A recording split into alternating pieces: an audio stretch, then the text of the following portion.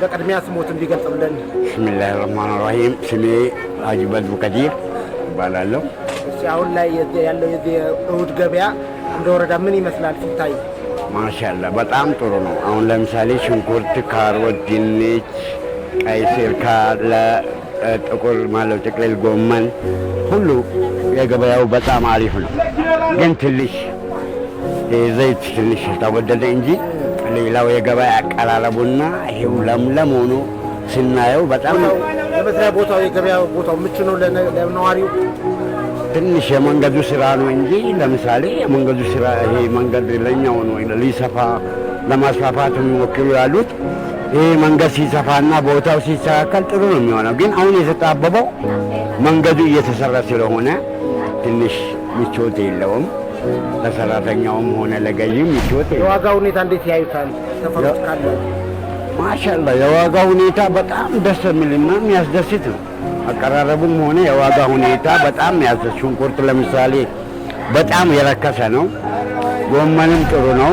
ካሮት፣ ሽንኩርት፣ ነጭ ሽንኩርትም ጥሩ ነው። አሁን ትንሽ የሚወደደ ያለው ለሸማች ማነው ለገዢው የሚወደደ ያለው የምግብ ዘይት በጣም ውድ ነው።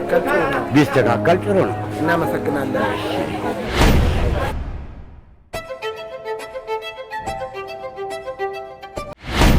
በቅድሚያ ስሞትን ቢገልጹልን። ኢንሳኔ ጀቤሳ። እዚህ የእሁድ ገበያ ላይ ያለው የምርት አቅርቦት ምን ይመስላል? በጣም ቆንጆ ነው፣ ደስ ይላል፣ ጥሩ ነው። ይሄ ለህብረተሰቡ ይሄ መቅረቡ በጣም ደስ ይላል። የኑሮ ውድነቱን ከማረጋጋት አንጻር ያለው ጠቀሜታ ምን ይመስላል? ኑሮ ውድነቱ ያው ኑሮ ውድነት እንደሆነ ሆኖ ግን በጣም ደስ ይላል። ሁሉ ነገር የሞላ ነው። እግዚአብሔር ይመስገን ሞልቷል። ተመስገን ጥሩ ነው። የመስሪያ ቦታው ምቹ ነው ብለው ያስባሉ? አዎ ምቹም ባይሆን የሚያስደስት አይደለም። መንገዱ ጠባብ ነው። መንገድ ስራ ስላለ ጥሩ ነው። ግን እንደ አቅሙም ደግሞ ሰው ቤት እንዳይውል ሰው እንዳይቸገር ደግሞ በዚህ በጠባቡ ቦታ ደግሞ ይኸው ተሳትፈው ህዝቡ እየተሸማተ ነው ማለት ነው። በቀጣይ ምን ቢሻሻል ጥሩ ነው ይላሉ?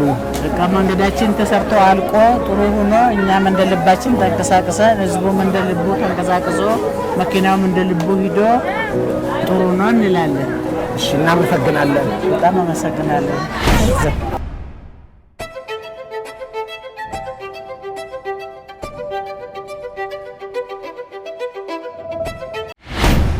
በቅድሚያ ስምህንና የስራ ድርሻ ብትገልጽልን። እሺ ስሜ ባይታሌ እንግሳ ይባላለሁ።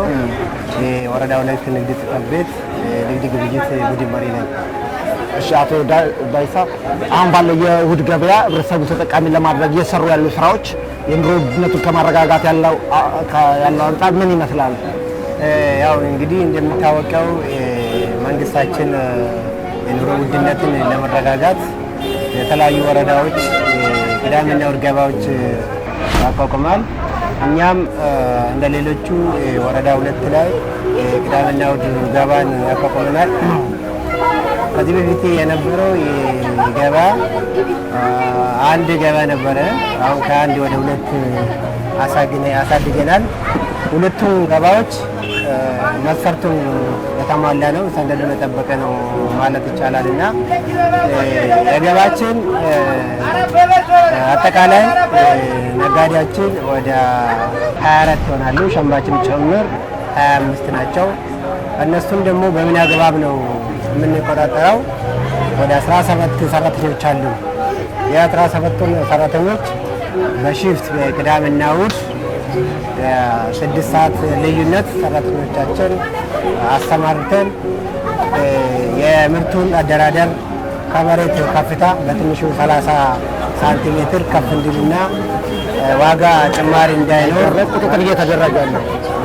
አሁን ላይ የእሁድ ገበያ ውስጥ ከግብርና ምርቶች ባሻገር ሌሎች የኢንዱስትሪ ግብአት ምርቶች፣ የፋብሪካ ውጤቶች፣ ሌሎች ነገሮች እንዲካተቱ የማድረግ ሁኔታው በምን ሂደት ላይ ነው ያለ? እዛ ነገር እጥረት አለ ይባላል።